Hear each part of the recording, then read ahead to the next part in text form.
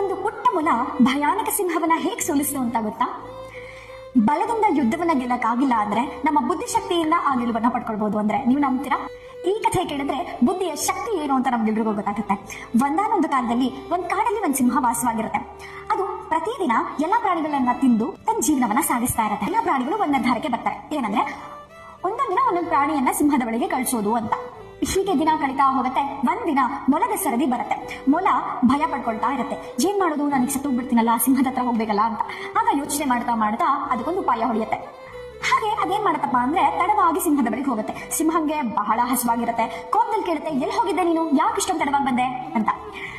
ಆಗ ಮೊಲ ಹೇಳತ್ತೆ, ಸಿಂಹರಾಜ, ಏನಂದ್ರೆ ನನ್ನ ದಾರಿಲಿ ಬರುವಾಗ ಮತ್ತೊಂದು ಸಿಂಹ ನನ್ನ ತಡೆ ಇಟ್ಕೊಂಡ್ಬಿಟ್ಟಿತ್ತು, ನೀನೇ ನನಗೆ ಆಹಾರ ಆಗ್ಬೇಕು ಅಂತ ಹೇಳ್ತಿತ್ತು. ಆಗ ನಾನು ಹೇಳ್ದೆ, ಇಲ್ಲ, ಕಾಡಿನ ರಾಜ ಇದ್ದಾನೆ, ಅಲ್ಲೇ ಹೋಗ್ಬೇಕು ನಾನು, ಅವನಿಗೆ ಮಾತ್ರ ನಾನು ಆಹಾರ ಆಗ್ತೀನಿ ಅಂತ ಹೇಳತ್ತೆ. ಅವಾಗ ಸಿಂಹನಿಗೆ ಕೋಪ ಬರುತ್ತೆ, ನಾನಲ್ವಾ ಈ ಕಾಡಿನ ರಾಜ, ಅದ್ಯಾವುದೋ ಸಿಂಹ ಹೇಗೆ ಹೇಳಕ್ ಸಾಧ್ಯ ಅಂತ. ಆನಂತರ ಸರಿ, ಹಾಗಾದ್ರೆ ಆ ಸಿಂಹದ ಬಳಿಗೆ ನನ್ನ ಕರ್ಕೊಂಡು ಹೋಗು, ಏನು ಅಂತ ನಾನು ನೋಡ್ತೀನಿ ಅಂತ ಹೇಳ್ಬಿಟ್ಟು ಕರ್ಕೊಂಡು ಹೋಗುತ್ತೆ.